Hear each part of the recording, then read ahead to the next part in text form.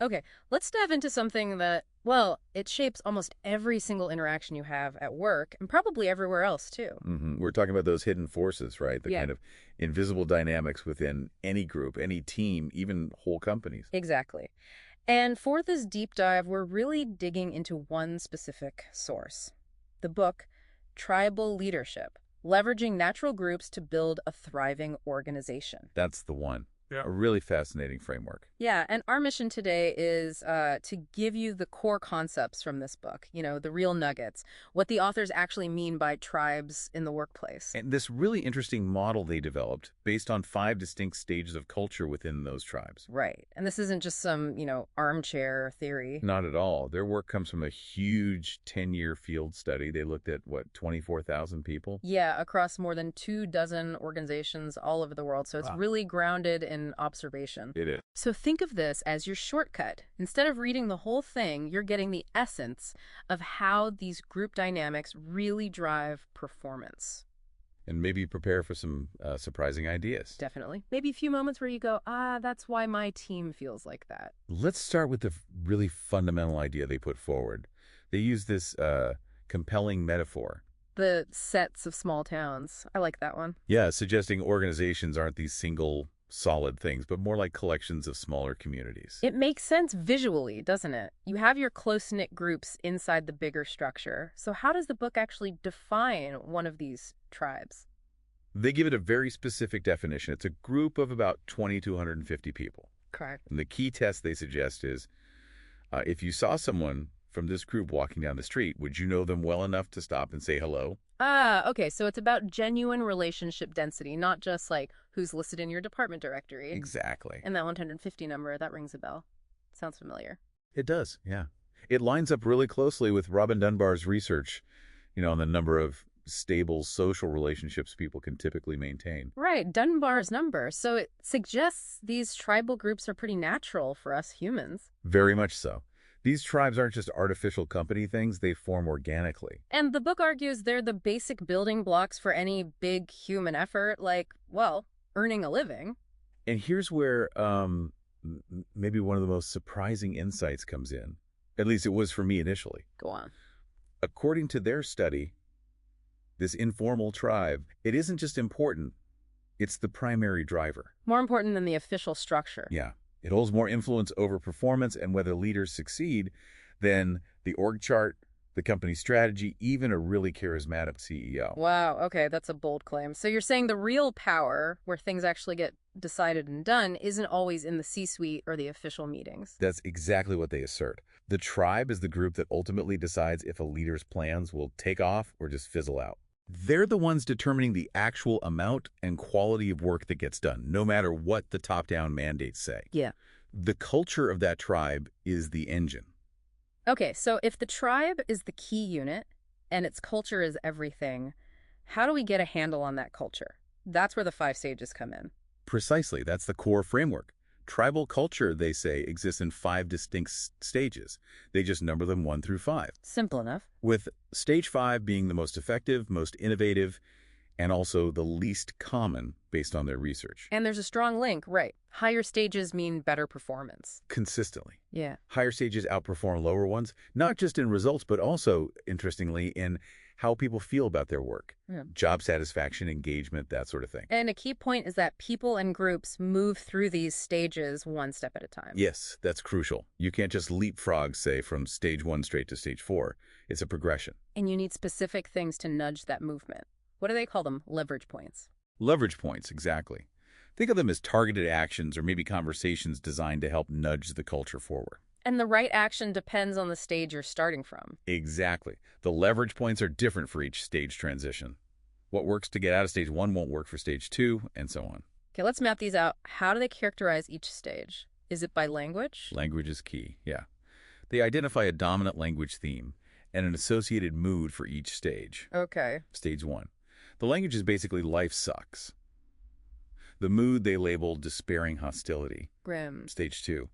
The language shifts subtly, but importantly, to my life sucks, and the mood becomes apathetic victim. Okay, a bit more personal, but still negative. Stage 3. Now it's I'm great and you're not. The mood is lone warrior. Hmm. Very individualistic. I think I know some people there. We probably all do. Stage 4, the focus widens to we're great and they're not.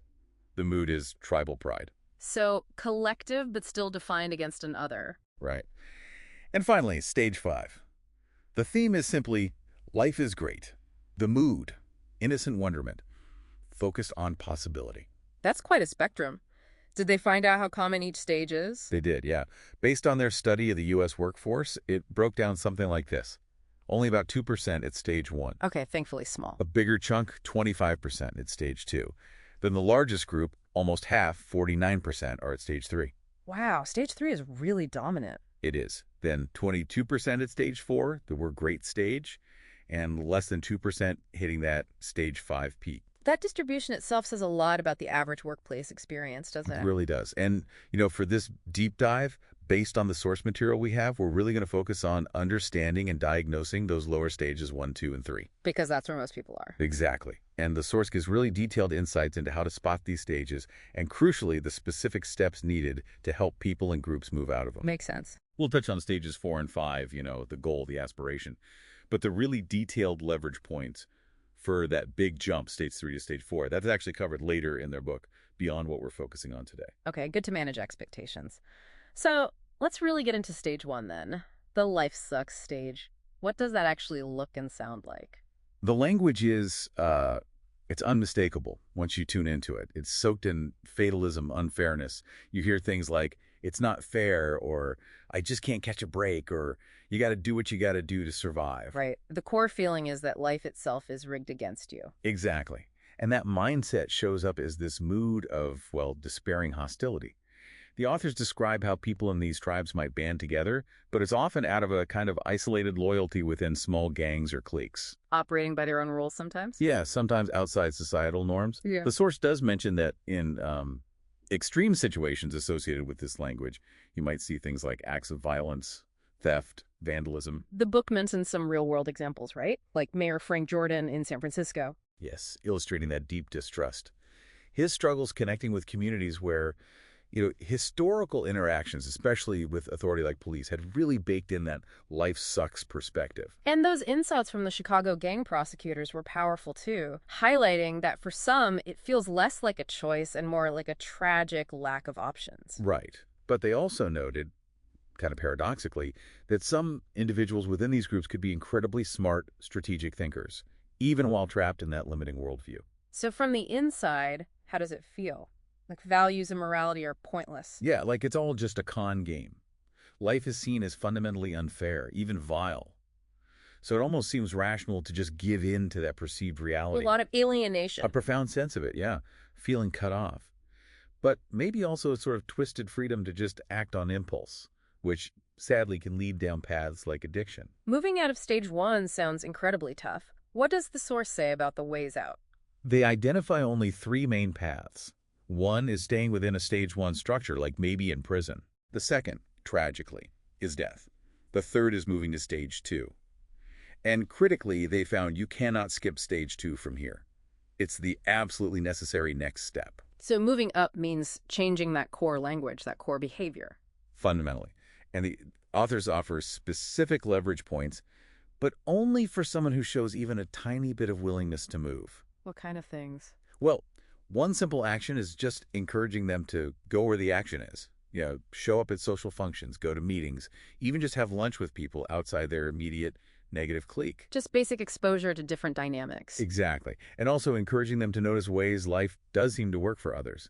Even small examples of positive things happening can start to chip away at that all-encompassing life sucks view. And I guess cutting ties with the people reinforcing that language is pretty crucial. Oh, absolutely. Their current tribe is constantly validating that worldview.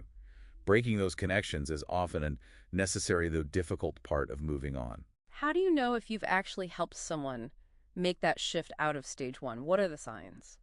The success indicators are pretty clear. First, they start using my life sucks language instead of just life sucks. The focus narrows. Right. It shows their concern is shifting to their personal situation, which is actually a step towards ownership, even if it's still negative ownership. And they'll start showing that passive apathy that marks stage 2. Exactly. Now, apathy might not sound great, But the source presents it as a major step up from despairing hostility.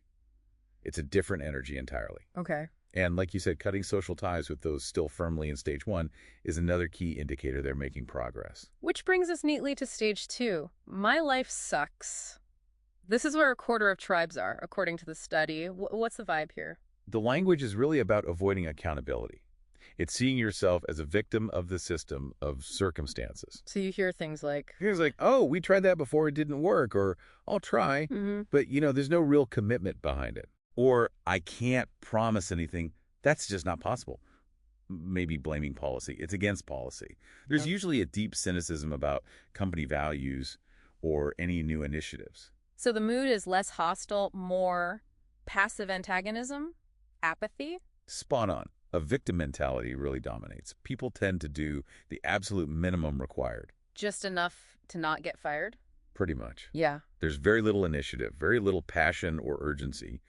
And they don't hold each other accountable either because, what's the point? Why stick your neck out? And they cluster together. Yeah.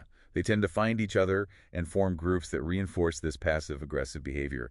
Lots of complaining about management, talking about how to avoid work, that sort of thing. The book gives some relatable public examples, right? Like the DMV. Yeah, or maybe certain doctor's offices, airport security lines, places where people might feel kind of trapped or disempowered. Makes sense. They also share a story about a guy named Roger and his boss, Todd.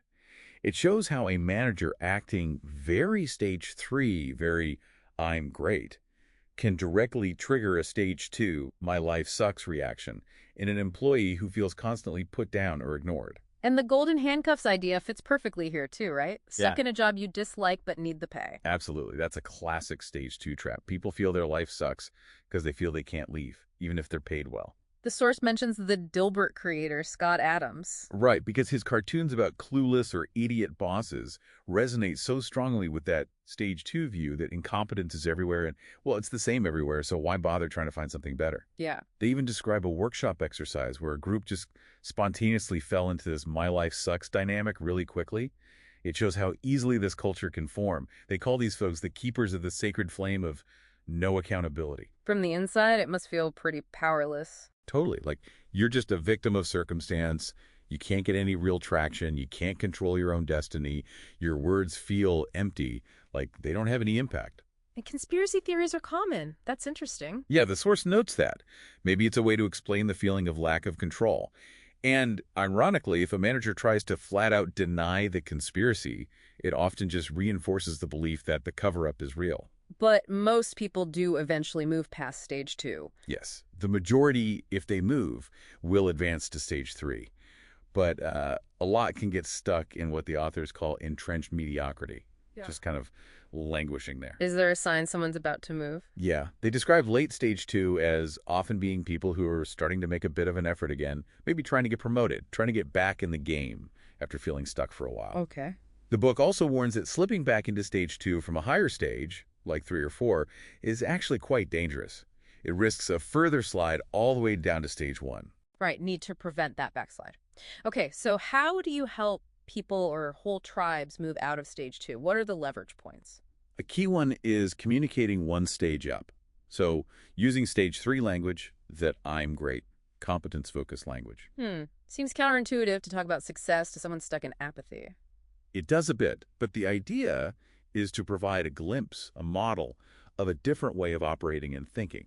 It shows them what up looks like. And this requires that amplitude you mentioned earlier. A leader needs to speak all the languages. Exactly. You need to understand and connect with the stage 2 language, but you need to speak stage 3 to show the path forward. And focus on specific individual. Yes, the source advises working one-on-one, particularly with those late stage 2 individuals, the ones showing that little spark of wanting more. What's the goal there? Build trust. Rebuild their confidence. You need to actively highlight their strengths, things they might have forgotten they're good at. And then, crucially, assign them small projects where they can get a quick win. Build some positive momentum. Small wins, right. Yeah. Makes sense. They also really emphasize fostering dyadic relationships, just two-person connections. Why is that important? Because people at stage 2 often have very few, if any, close, trusting relationships at work. Encouraging them to form even one solid one-on-one connection is a huge step towards engagement and feeling like they belong. What about the power of three they mentioned? Yeah. That's where you, perhaps as a leader or mentor, introduce a trusted stage 3 person into the relationship you're building with the stage 2 individual. Like bringing in a role model. Kind of. This stage 3 person acts as another guide, demonstrating that different way of interacting, offering another perspective, helping bridge that gap. And simple affirmation, just telling people they're valued. Absolutely crucial. Yeah. That my life sucks often comes from feeling invisible or unappreciated. Directly hearing you are valued, your contribution matters, can be incredibly powerful. Makes sense. And to keep the tribe stable at stage 2, preventing that slide back down. Zero tolerance for stage 1 behavior. You can't let that despairing hostility, or worse, creep back in. Allowing stage 1 language or actions within a stage 2 group just pulls everyone down. You have to protect the stage 2 stability to allow for movement up. Got it. And the signs someone is successfully moving out of stage 2, heading towards stage 3? They start using the language of stage 3, that I'm great theme. So what does that sound like? Bragging. It can sound like that, yeah. Mm-hmm. Maybe name dropping, talking about their accomplishments, maybe subtly putting themselves forward. Lots of sentences starting with, I did this, I think that, I know the answer. And they start showing that lone warrior spirit. Exactly. Comparing themselves to others, focusing on their own competence, maybe being a bit critical or dismissive of colleagues they see as less skilled or less driven. Which leads us right into stage 3. I'm great, and you're not. This is the big one, right? Nearly half the workforce tribes. Yeah, 49% according to their study. It's the dominant culture in many, many workplaces. The language is very self-centric. All about me. Pretty much. Conversations revolve around personal achievements, how smart they are, how capable.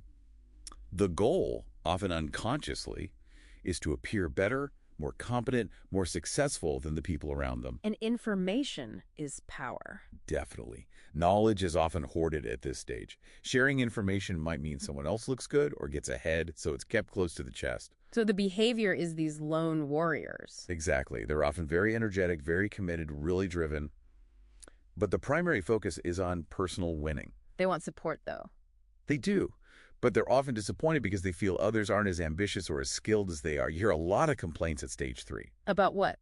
Lack of time, lack of support, incompetent colleagues. There's often a feeling of, I have to do everything myself if I want it done right. The source points out that our society and many professions actually reinforce this stage quite heavily. Oh, absolutely.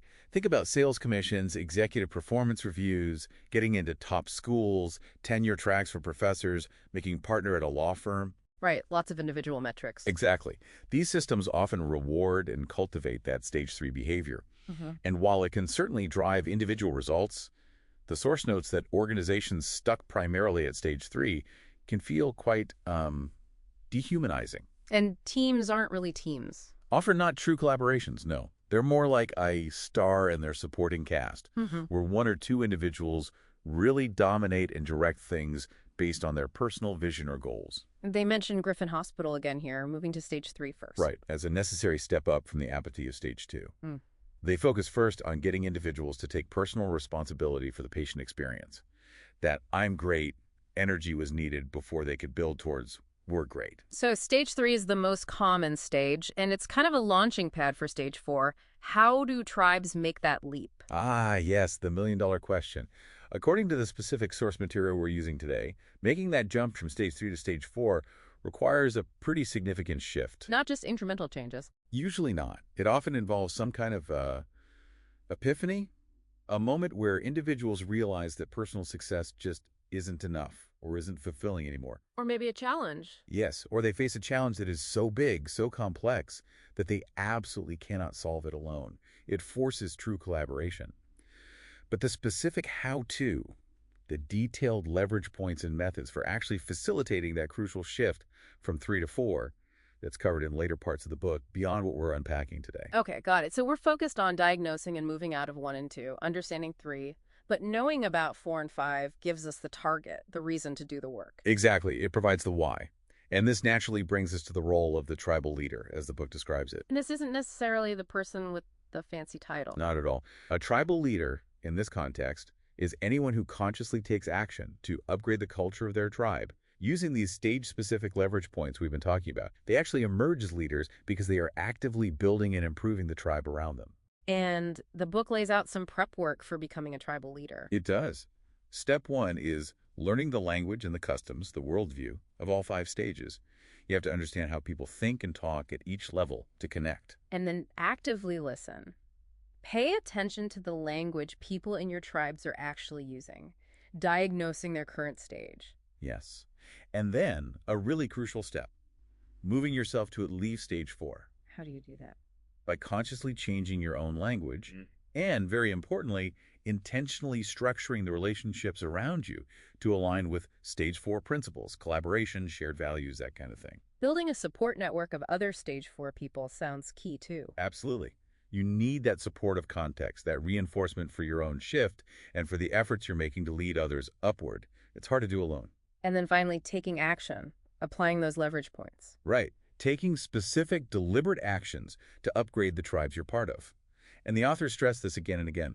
Tribal leadership is fundamentally about changing the language and the relationships within the tribe. Not about trying to change people's deep-seated beliefs. Generally, no.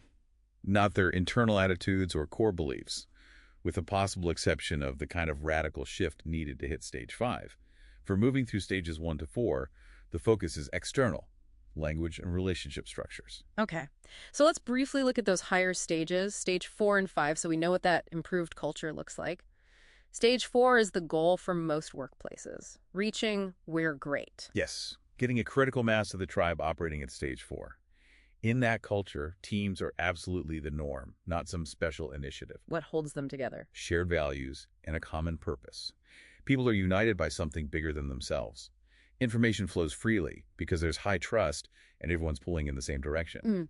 Relationships are built on those shared values, not just proximity or convenience. And the focus shifts from me to we. Powerfully so. The tribe actively supports and encourages those collaborative relationships. Sounds way more effective and functional. It is. And what's really fascinating is that this stage, stage 4, seems to be hardwired to have an adversary. Remember the language. We're great, and they're not. So they need an enemy? Not necessarily an enemy company, though it could be. The they could be a big problem they're trying to solve, an outdated way of doing things, a societal injustice, anything external that galvanizes the we. Okay. And the bigger the perceived foe, the more powerful and unified the stage 4 tribe becomes.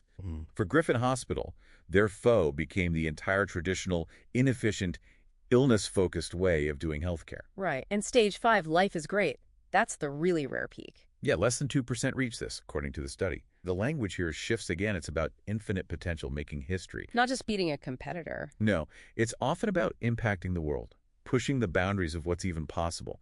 The mood is that innocent wonderment, like they're competing against possibility itself. Wow. Sounds like pure innovation. It often generates these incredible bursts of activity, real breakthrough thinking. But the source notes that tribes operating at stage 5 might spike there for intense periods, achieve something amazing, and then naturally recede back to stage 4. To consolidate. Yeah, maybe to stabilize, regroup, integrate the breakthrough before potentially hitting stage 5 again later. They mentioned Griffin Hospital experiences these stage 5 moments on its absolute best days. And the concrete benefits of getting to stage 4. The book lists quite a few, right? Oh yeah, the payoff is huge. The source talks about increased collaboration, obviously, but also people rallying around a truly noble cause, which is highly motivating. No stress. Significantly reduced fear and stress, yeah. Leadership starts emerging naturally throughout the tribe, not just from the top. They become magnets for talent. People want to be part of that kind of environment. Higher engagement. Much higher. Learning feels effortless because information flows and people help each other. They even saw improved health statistics at Griffin, which is amazing. Strategy becomes easier to execute because everyone's aligned. And fundamentally, the workplace is just more alive, more fun. So the bottom line from this work is pretty clear.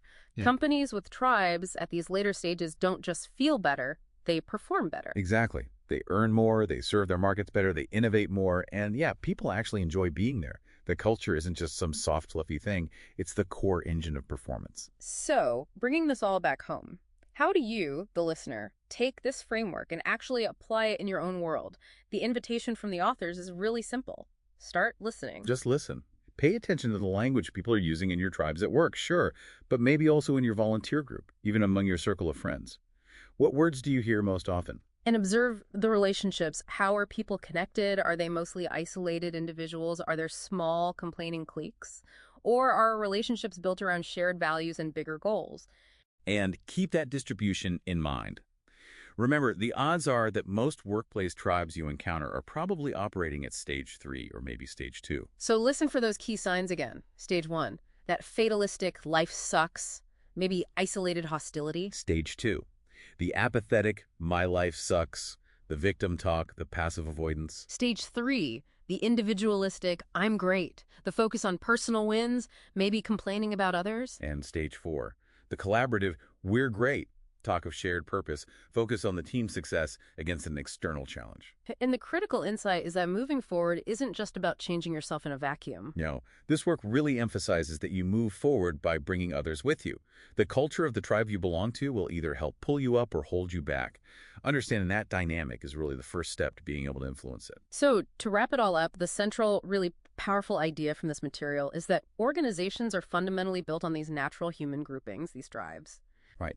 And the culture within those tribes, which you can hear in the language people use and see in the relationships they form, that culture is the absolute #1 driver of performance and how people feel at work. And by understanding these 5 distinct stages and learning how to use those specific leverage points, those targeted actions designed for each stage, anyone really can step up.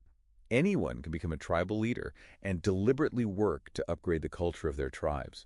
And the result isn't just, marginal improvement. It can lead to profoundly better results and a much more alive, engaging workplace. The source material leaves us, and you, the listener, with a really simple but potent question to think about. Where's yours? Yeah. Take a moment this week. Just listen to the conversations around you. Look at how people connect or don't connect. What's the dominant culture, the dominant language in your tribes? What stage are they really operating at? Thanks for listening. Visit our library and subscribe below for more book summaries. This has been a Sprint Reads production.